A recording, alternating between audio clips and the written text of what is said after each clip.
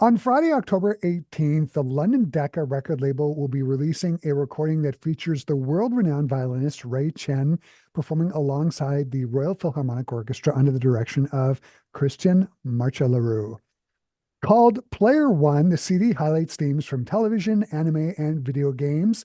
Themes as music from The Legend of Zelda, Squid Game, Pokeman Red are performed, with the centerpiece of the disc being a spellbinding recording of Korngold's cinematic violin concerto. Player One also demonstrates Chen's desire to make classical music more accessible to a wider audience. Both classical music and video games have a lot in common. There is this interaction between the performer, in this case, Player One, and the audience, Player Two. Chen has also worked hard at flipping the script on what it means to be a classical musician in the 21st century. He maintains a powerful social media presence with 528,000 subscribers on YouTube and 940,000 subscribers on Instagram, and has created an app called Tonic that offers to democratize music education and make quality music education more accessible.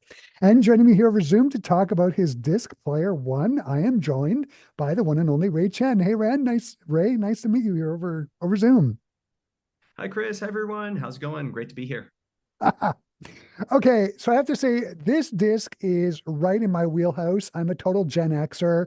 I was born in 74, grew up playing Atari 2600, Nintendo, the old Sony. I think I spent a small fortune in the arcades in the 80s.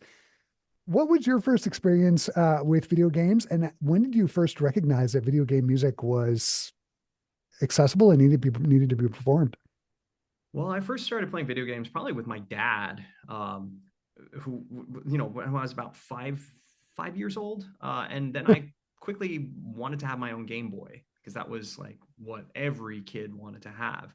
And it was just so much fun playing. I mean, the games themselves, but also very. I remember that was like the first time when I realized, sometimes my mom would be like, "Hey, that's too loud. You have to turn it down." And I would realize that, without music, the game wasn't as fun.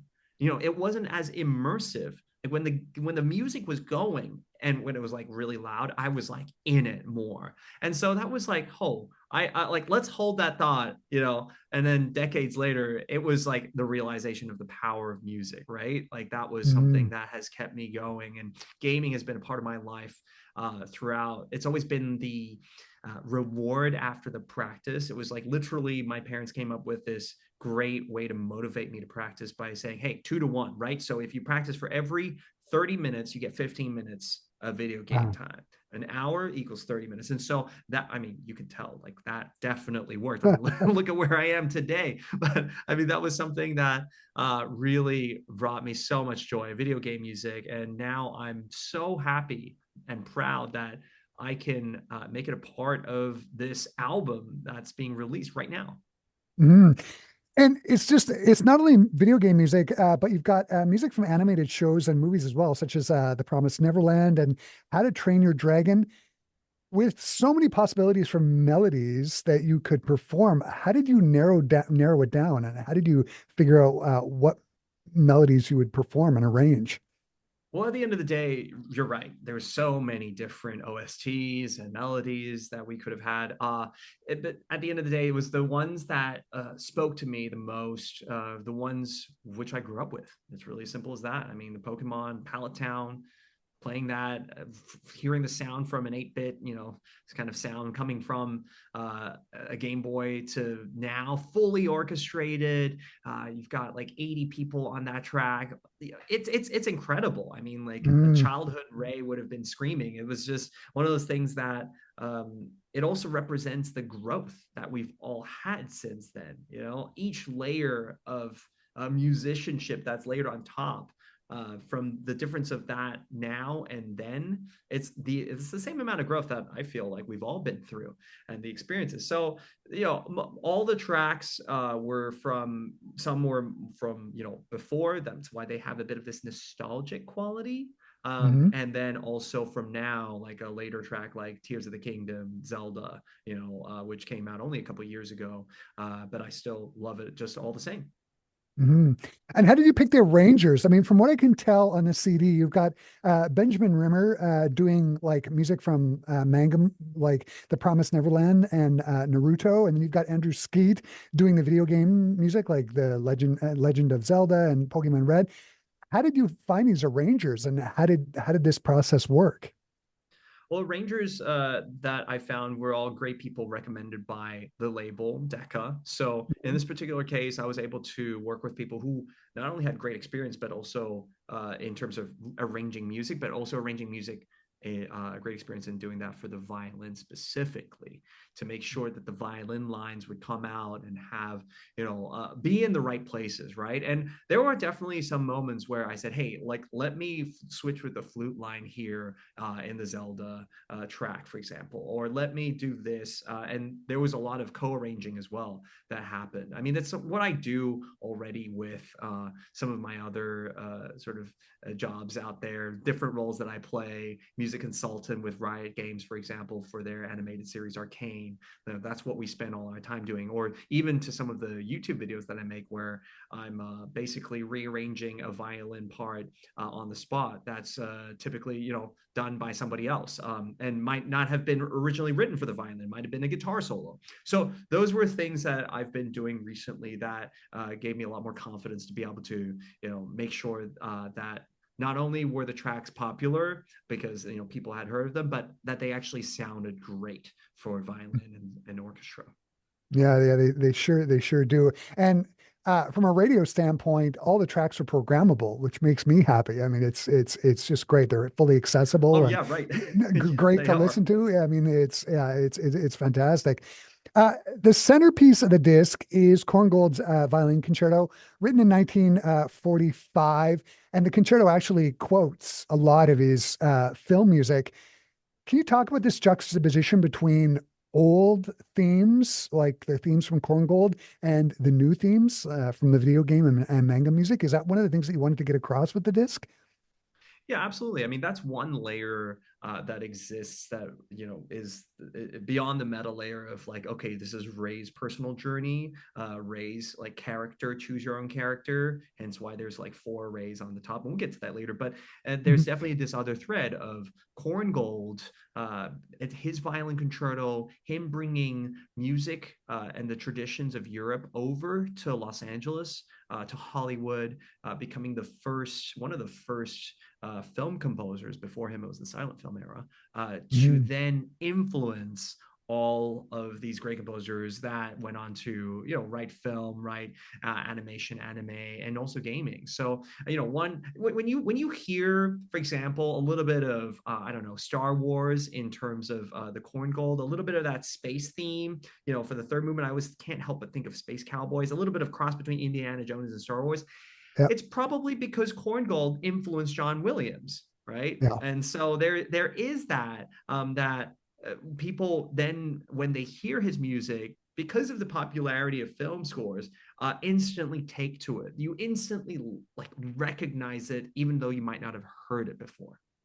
And so Absolutely. then when you compare that to the current pieces that are all like they're done in different the styles, so animation, anime, but there's this line, this thread that stems back all the way to Korngold. Yeah, absolutely. Can you quickly talk about the violin that you play the Korngold on? When I was reading the booklet, I found it fascinating. Can you talk about that, Strad? Yeah, so this Stradivarius that I'm playing on is a very special one. It's called the Dolphin. It has a nickname, the Dolphin. It's very playful, and it was made in 1714. But it was also once owned by the famous American violinist Jascha Heifetz. So Jascha Heifetz, a household name for all violinists, was one of the greatest influences in violin playing around the 1940s, 50s, 60s. And so this was really some say the golden era of vinyl recording and of violin playing. And I'm lucky enough to be playing on this instrument that certainly has all the notes because of the Korngold in it, because Jascha Heifetz was a big champion, knew Korngold personally, and was championing his concerto around the world. So yeah, whenever I play I felt like there's this chicken and egg thing. Like, does the violin sound a bit like Heifetz because Heifetz like kind of like influenced it, or was Heifetz attracted to the instrument because it had characteristics that Heifetz were made his? That's also always something that I think about when I'm playing the concerto. But you can certainly, or the violin itself, but you can certainly hear it in the recording. The album was recorded in London with the Royal Philharmonic with Cristian Măcelaru. What was that like? And one of the things I'm wondering is, did you have Gen Xers and millennials from the orchestra coming up to you and talking about the video game and manga arrangements? Like, what was that Oh recording yeah, session I like? mean, the recording session was awesome. There were people who just wore their Zelda shirts, came out in like whatever, like someone else wore Pokemon kind of shirt as well. It was really cool to see the members of the orchestra just get so excited about it. And there were also many who hadn't heard some of the tracks, but then they were like, wow, we thought that this was just going to be, this like whatever kind of session, but in the end it was so beautiful. And that's the thing, it leads to the question of what is classical music, right? Mm, Because this is not what we would some might say traditional classical music. It's not Mozart, it's not Beethoven, there's like all this other stuff, and yet Decca Classics is releasing it. Ray Chen is yeah. releasing it as his classical album, and it's sort of this like age-old debate: what makes classical music, right? And to me, I think of classical music as it could have stemmed from anywhere. It could have been folk music, Bartok famously using Mhm. Romanian folk music for his Romanian folk dances. It could be from, Tchaikovsky using Slavic music, folk music. It could be from anything. But it's music that usually comes from the people, what people love, and Yeah. then it's rearranged and put together in this format that uses these traditional Western classical music instruments, an orchestra, an ensemble, and then played at the highest level quality. I think that everyone can agree is classical music. And Yeah. so, it's just that we're so current in the times of bringing these tracks to the album that I think it'll take a few decades before, like, I swear, like, I think people will just start to be playing. You already have it. Symphony orchestras are playing video game and film Yeah. music nights as well. That's And part they of their bringing their service to the public. and they're massively successful too. I mean, it's just the way it goes. Mhm. That's right. One of the things I was wondering about, uh, are there plans for you to like play some of these smaller video game and manga pieces as encores for your own concerto performances? Like, have you thought about that?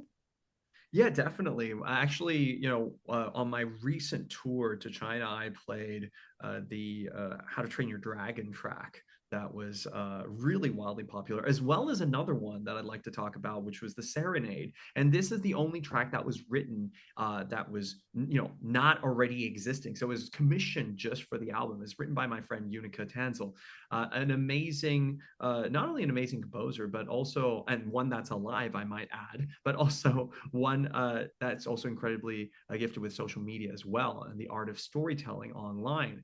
And this was a track that we kind of came together with the intention of it being used for social media as well, which is different from the other tracks. I mean, other tracks might be used to tag, people using to tag different parts of their life, making it into their own soundtrack. But this particular one was created with that intention as well. So it was very much like of a, oh, let's like treat it like a TikTok reel, or like a a TikTok video, or like an Instagram reel. The first five Yeah. seconds have to catch people's attention, and all that. And so what came out was like, oh, let's tell a story. Where would people use this? We wanted them to use it at like night, maybe on a dinner date, maybe traveling through Europe. That was like this like romanticized aspect of the track that later then became Serenade. So that was something that was like, art in its creation. That's like kind of in a meta way what the entire album is about. It's to choose your own journey as player one yourself. And it sort of goes with the four sides that you referred to earlier. One of the big things, well, there's several big things about you, but this whole idea of accessibility to classical music, that is something that is very important to you, but also the social media presence. Can you talk about those four sides to you? Yeah, so the on the album cover, you'll see four different rays, and they each represent a different side of me. You've got the orange background. The one holding the violin is Concert Ray. He's the one that you'll see on the concert stages in front of the orchestras and all that. But then you've got these three other ones that, until now, one might have seen if you're, really close to me or like following me avidly on social media. Well, let's start with the entrepreneur one. That one's actually the one that's least known. That was the one with the red background. And that's like been my recent journey with building a platform and app, Tonic, as you mentioned, which is a music practice app that aims to help people have access to great music education, as well as a great environment, because that's something that I had growing up. And I wish that everyone could have the same as well. So that's been something that has been a real challenge, a recent challenge in my life. And then you've got the other Rays as well, right? The content creator Ray, as well as another one, which is holding the Game Boy, the gamer Ray. And Yeah. so, these four sides, when I think about what an album represents now versus what it was maybe a couple of decades ago, back when it was more about distributing music Mhm. for the artists, you don't need that anymore as much with social media, streaming platforms, radio. I mean, now it's all about, okay, what's the legacy that I want to leave behind? And for me, that's a snapshot of who I am right now, today. And that's something that I wanted to share. So hence the four different sides of Ray. Absolutely fantastic. Ray, this has been a real treat to sit down and talk with you. The Disc Player One is terrific. I'm excited, super excited to see what you put out next and what you put up on YouTube. Thanks so much for taking the time to talk to me today. This has been really wonderful. Real thrill. A pleasure. Thanks for having me. Thanks, Ray.